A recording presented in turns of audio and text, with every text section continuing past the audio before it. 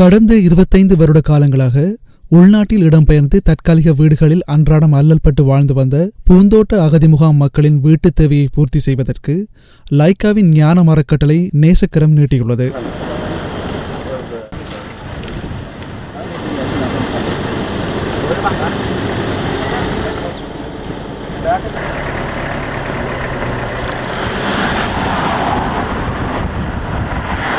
அந்த வகையில் பூந்தோட்ட அகதி முகாமில் வசித்து வரும் 104 குடும்பங்கள் உட்பட 150 குடும்பங்களுக்கான நிரந்தர வீட்டுத் தேவையை நிறைவேற்றிக் கொடுக்கும் வகையில் வவுனியா வடக்கு சின்ன அடம்பன் ராசபுரம் பகுதியில் அரசாங்கத்தினால் ஒதுக்கப்பட்ட காணியில் லைக்கா குடியிருப்பு அமைக்கப்பட உள்ளது.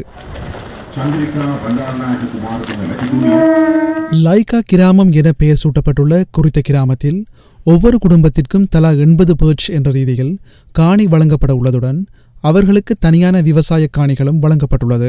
லைக்கா மொபைல்ஸ் நிறுவனத்தின் தலைவரும் ஞானம் அறக்கட்டளையின் ஸ்தாபகருமான அல்லிராஜா சுபாஸ்கரன் தலைமையில் இடம்பெற்ற இந்த நிகழ்வில் ஞானம் அறக்கட்டளையின் இணை ஸ்தாபகர் ஞானாம்பிகை அல்லிராஜா பங்கேற்றதுடன் முன்னாள் ஜனாதிபதி சந்திரிகா குமாரதுங்க பிரதம அதிதியாக கலந்து கொண்டார். அவருடன் ஸ்ரீலங்கா சுதந்திர கட்சியின் பதில் பொதுச் செயலாளர் துமிந்த திசாநாயக்க, லைக்காவின் பிரதி தலைவர் பிரேம் சிவசாமி, லைக்கா குழுமத்தின் சர்வதேச செயற்பாடுகளுக்கான திட்டமிடல் மற்றும் ஒருங்கிணைப்பு அதிகாரியும் ஞானம் அறக்கட்டளையின் மூலோபாயங்கள் செயற்பாடுகளுக்கான பணிப்பாளருமான பாலசிங்கம் ராஜசங்கர், லைக்கா நிறுவனத்தின் பிரதம நிறைவேற்று அதிகாரி ஜெயசீலன் உட்பட பலர் கலந்து கொண்டனர்.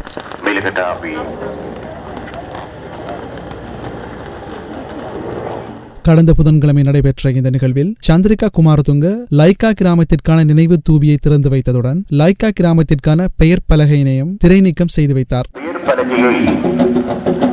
இப்பொழுது முன்னாள் ஜனாதிபதி அதிமேன்மையடங்கிய சந்திரிகா பண்டாரநாயக்க குமாரதுங்க அவர்கள் இப்பொழுது திரை நீக்கம் செய்து வைப்பார்.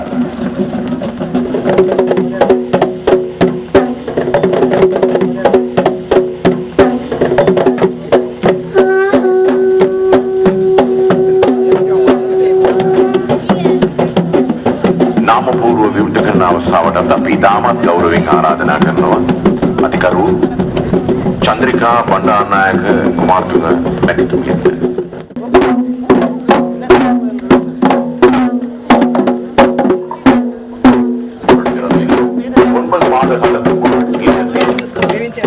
இதனைத் தொடர்ந்து சம்பிரதாயபூர்வமாக சந்திரிகா குமாரதுங்க முதலாவது அடிக்கலை நாட்ட, அவரைத் தொடர்ந்து துமிந்த திசாநாயக்க, லைக்கா தலைவர் சுபாஸ்கரன் அல்லிராஜா, ஞானாம்பிகை அல்லிராஜா உட்பட பலரும் அடிக்கலினை நாட்டினர்.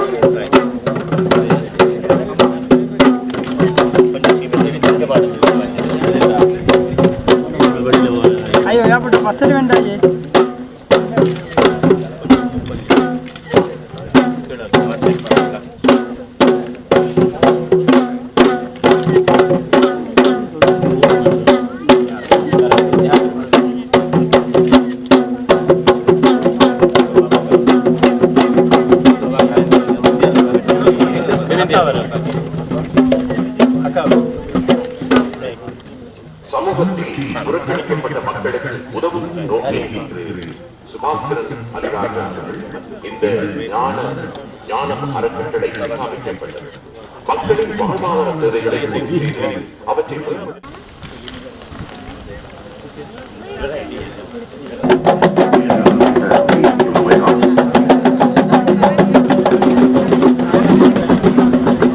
இதன்போது தமிழ் தேசிய கூட்டமைப்பின் தலைவர் ரா சம்பந்தன் குறித்த நிகழ்வில் இணைந்து கொள்ள அவர்கள் இசைவாத்திய குழுவினரால் பிரதான மேடைக்கு அழைத்துச் செல்லப்பட்டனர். இதன்போது இரு மரங்கிலும் கூடியிருந்த மக்கள் தமது கைகளை அசைத்து அவர்களுக்கு தமது நன்றியினை தெரிவித்தனர்.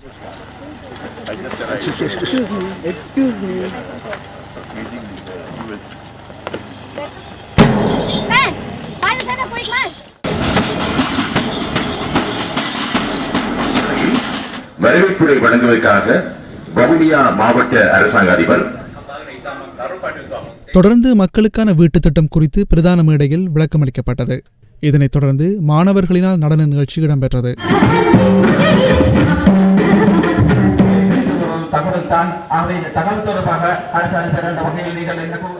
அதனைத் தொடர்ந்து உரையாற்றிய ஸ்ரீலங்கா சுதந்திர கட்சியின் பதில் பொதுச் செயலாளர் துமிந்த திசாநாயக்க தமது தாயக மக்களுக்கு உதவி புரிவதில் தன்னிகரற்ற மனிதராக சுபாஸ்கரன் அல்லிராஜா திகழ்வதாகவும் கூறினார்.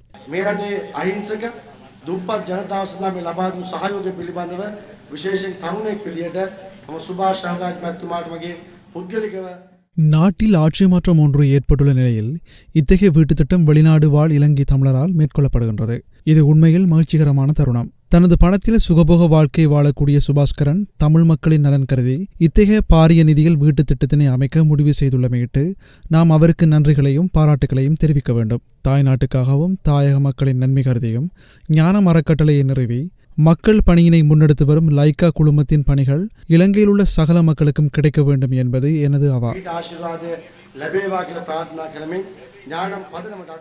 இதனைத் தொடர்ந்து உரையாற்றிய சந்திரிகா அம்மையார் லைக்கா தலைவர் சுபாஸ்கரன் அல்லிராஜா உதவி செய்வதில் ஒப்பற்றவர் எனவும் அவருடன் மேற்கொண்ட உரையாடலின் பின்னர் அவர் யாழ்ப்பாண குடிநீர் பிரச்சினை தீர்ப்பதற்கு உதவி வழங்குவதாக குறிப்பிட்டதாகவும் கூறினார். வவுனியா மக்களின் நலன் கருதி லைக்கா நிறுவன தலைவர் அல்லிராஜா சுபாஸ்கரன் தலைமையிலான குழுவினர் புதிய வீட்டு திட்டத்தினை அமைக்க உள்ளனர். அமையப்போகின்ற லைக்கா கிராமமானது பல்வேறு வசதிகளை கொண்டதாக அமைக்கப்பட உள்ளது. அண்மையில் லைக்கா நிறுவன தலைவர் அல்லிராஜா சுபாஸ்கரனை சந்தித்த வேளையில் யாழ் மாவட்டத்தில் நிலவும் குடிநீர் பிரச்சினைக்கு தீர்வு காண்பதற்கு ஒத்துழைப்பு வழங்குமாறு கோரிக்கை விடுத்திருந்தேன்.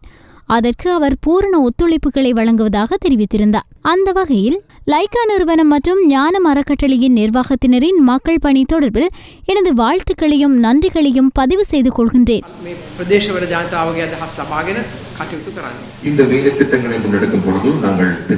இந்த நிகழ்ச்சியில் கலந்து கொண்ட மக்கள் தமது மகிழ்ச்சியை வெளிப்படுத்த தமது உரையை ஆரம்பித்த தமிழ் தேசிய கூட்டமைப்பின் தலைவர் ரா சம்பந்த அவர்கள் சுபாஸ்கரன் அல்லிராஜா போன்று உதவி செய்ய பலர் முன்வர வேண்டும் என கூறினார். இன்றைக்கு லைக்கா நிறுவனத்தின் ஊடாக ஞான நிறுவனத்தின் ஊடாக அதற்கு பொறுப்பாக இருக்கின்ற தம்பி சுபாஷ் அல்லிராஜா அவர்கள் அறிந்த ஒரு கிராமத்தில் 180 வீடுகளை கட்டி கொடுத்து வேறு வேறு வசதிகளை ஏற்படுத்தி கொடுத்து விசேஷமாக அந்த குடும்பங்கள் தங்களுடைய தொழிலை ஆரம்பிக்கக்கூடிய வகையில் தங்களுடைய வாழ்க்கையை மீண்டும் ஒரு முறை சிறப்பான முறையில் ஆரம்பிக்கக்கூடிய வகையில் பாரிய செலவில் உங்களுக்கு ஒரு பெரிய உதவியை செய்வதற்கு முன் வந்திருக்கின்றார். அவர்களுக்கு எங்களது மனமார்ந்த நன்றியை உங்கள் எல்லோரும் சார்பிலும் தெரிவித்துக் கொள்வது எனது கடமை என்று நான் கருதுகின்றேன். முக்கிய தலைவர்களின் உரையைத் தொடர்ந்து இறுதியாக மக்களுக்கான காணி உரிமை பத்திரங்கள் வழங்கப்பட்டன. இந்த காணி உரிமை பத்திரங்களை பெற்றுக்கொண்ட மக்கள் லைக்கா நிறுவன தலைவருக்கு தமது நன்றியினை தெரிவித்துக் கொண்டனர். உங்கள் கரங்கூச்சத்தை மூலம் அவருக்கும் நமது கௌரவத்தை செலுத்தலாம். திரு கணபதி ஆறுமுகம் முருகையா,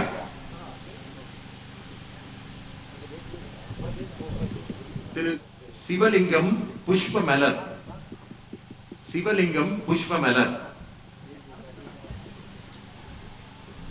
ஏனையோருக்கான காணி உறுதிகள் பின்னர் வழங்கி வைக்கப்படும். இந்த நிகழ்ச்சி நிறைவடைந்தது. எமது மக்கள் பெரும் துன்பத்தின் மத்தியில் யுத்தத்தின் கொடுமையிலும் ஜெயசுக்குரு நடவடிக்கையின் தாக்கத்தாலும் இடம்பெயர்ந்து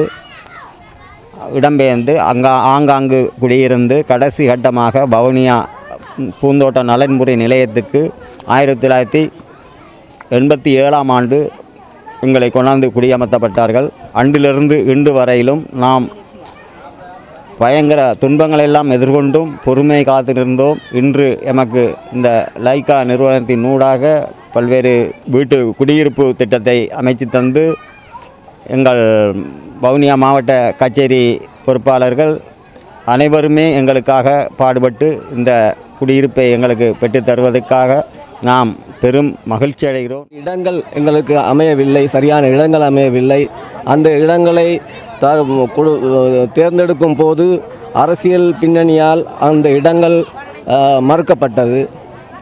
எங்களுக்கு கடைசியாக கிடைக்கப்பட்ட காணி தான் இக்காணியில் எங்களுக்கு லைக்கா நிறுவனத்தார் உறுதிமொழி கூறி எங்களுக்கு நிவாரணம் கூட தந்தவர்கள். அதாவது ஒரு கிழமை 2 கிழமைக்கு ஏற்றது போல் சில நிவாரணங்கள் தந்து அது 6 மாதத்துக்கு முதல் எங்களுக்கு இந்த உதவிகளை செய்தார்கள்.